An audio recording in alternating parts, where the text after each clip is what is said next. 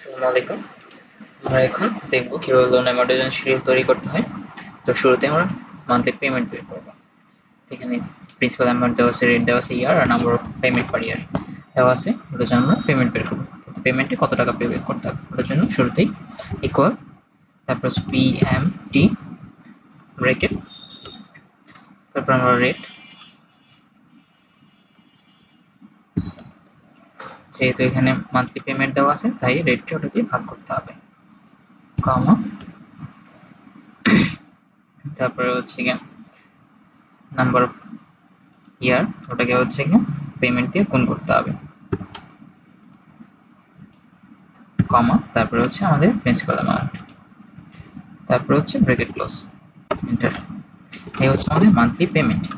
এখানে যেহেতু 15 বছর দেওয়া আছে আর 12টা পেমেন্ট পার বছরে, তাহলে এখানে টোটাল 180টা পেমেন্ট হবে। এখন আমরা প্রতি মান্থ হাতে লিখলে 180 বার লিখতে হবে। ওটার জন্য যাতে ওটা না করার আগে আমরা কি করব, 0, তারপর হচ্ছে এখানে 1, ওটার জন্য আমরা সিলেক্ট করব, তারপরে হোমের ফিলে যাব, ওখান থেকে সিরিজ সিলেক্ট করব, তারপরে হচ্ছে আমরা যেহেতু কলামে চাচ্ছি কলাম সিলেক্ট করব, 1 থেকে শুরু হবে, স্টেপ ভ্যালু 180 পর্যন্ত যাবে, এই যে অটোমেটিক 180 এসে পড়ছে। আমরা শেষে একেবারে শেষের দিকে যদি ডিরেক্ট যেতে চাই তাহলে control plus end, control plus home,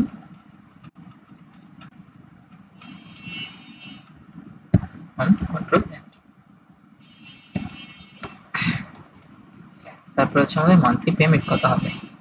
payment pay করার জন্য ইকুয়াল পিএমটি, যেটা আমরা উপরে করে আসছি ওটাই, রেট ভাগ পেমেন্ট পার ইয়ার, কমা, ইয়ার ইন্টু পেমেন্ট পার ইয়ার, কমা, প্রিন্সিপাল ভ্যালু, ব্র্যাকেট ক্লোজ। এখন আমাদের প্রতি 100টা পেমেন্ট যদি সমান হবে, তো এটা আমরা করার জন্য যাতে পুরোটা ঠিক থাকে সবগুলো করে, আমরা ফ্রিজ করে দিব জিনিসটাকে, যাতে ভ্যালু চেঞ্জ না হয়। ফ্রিজ করার জন্য function plus F4 button click করব, তাহলে হচ্ছে এখানে আমরা একটু চেঞ্জ দেখতে পাবো, প্লাস F4।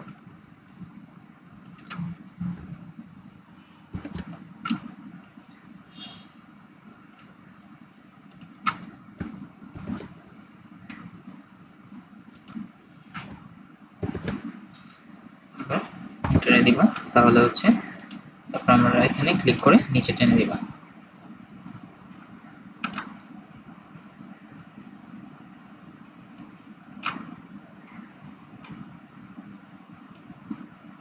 সবগুলো এসে পড়ছে। তারপর ইন্টারেস্ট পে করব। ইন্টারেস্ট পে করার জন্য ইকুয়াল IPMT, তারপর হচ্ছে ব্র্যাকেট, তারপর হচ্ছে রেট, আগের মতোই পেমেন্ট বের করার মতোই, রেট ভাগ হচ্ছে পেমেন্ট পার ইয়ার, কমা, তারপর পার, এটা হচ্ছে ইয়ারটা আমরা সিলেক্ট করব,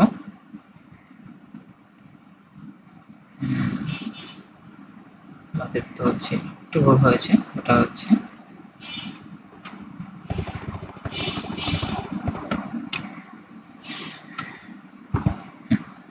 এই ঘরে ইন্টারেস্ট সিলেক্ট করব। ইন্টারেস্টের জন্য ইকুয়াল IPMT ব্র্যাকেট, তারপরে হচ্ছে রেট, তারপরে হচ্ছে ভাগ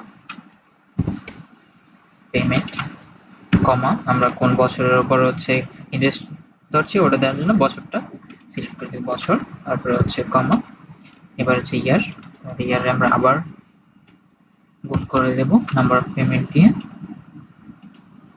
তারপরে কমা, তারপরে হচ্ছে পিবি, তারপরে হচ্ছে ব্র্যাকেট ক্লোজ।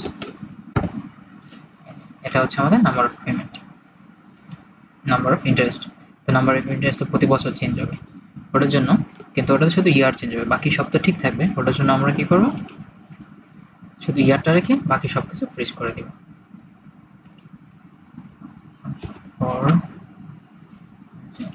এটা হচ্ছে রেট আর নাম্বার অফ পেমেন্ট ফ্রিজ, কিন্তু ইয়ারটা আমরা ফ্রিজ করব না। তারপরে হচ্ছে আবার total year number of year free, number of payment freeze, তারপর হচ্ছে প্রিন্সিপাল অ্যামাউন্ট ফ্রিজ।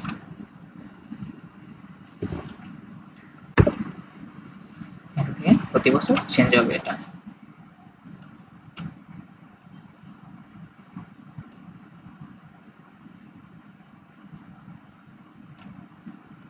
প্রত্যেক বছরই চেঞ্জ হবে।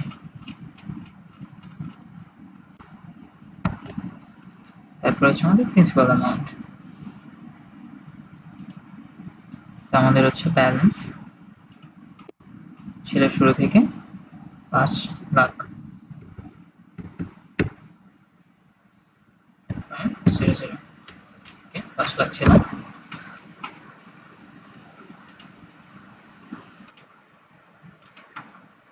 এখন আমরা প্রিন্সিপাল অ্যামাউন্ট বের করব।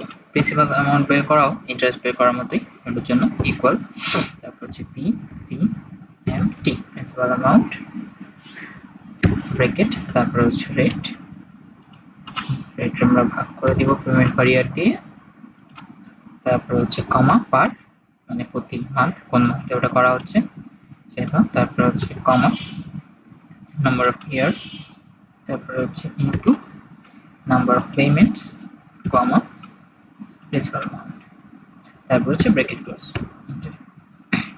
আমরা জানি প্রতি বছর হচ্ছে প্রতি পেমেন্টে প্রিন্সিপাল অ্যামাউন্ট বাড়বে, তো ওটার জন্য আমরা শুধু ইয়ারটা, শুধু মান্থটা রেখে, সবকিছু যেহেতু এক থাকবে কিন্তু মান্থের পরিমাণ কমবে, এই জন্য আমরা হচ্ছে মান্থটা রেখে বাকি সব ফ্রিজ করে দেব।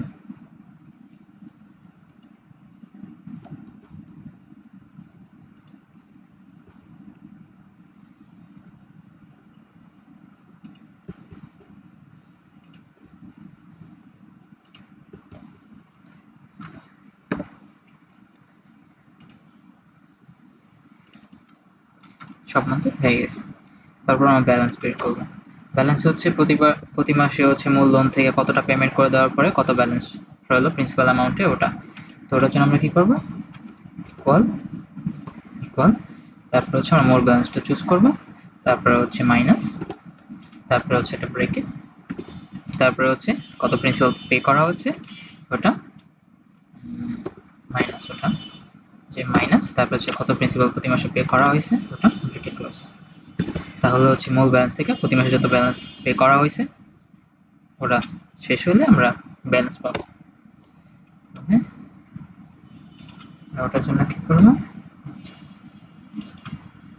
এবার আমি একেবারে শেষে গিয়ে দেখবো যে হচ্ছে এটা প্রিন্সিপাল অ্যামাউন্ট 0 হয়েছে কিনা ব্যালেন্স, লোন ফুললি রিপেড।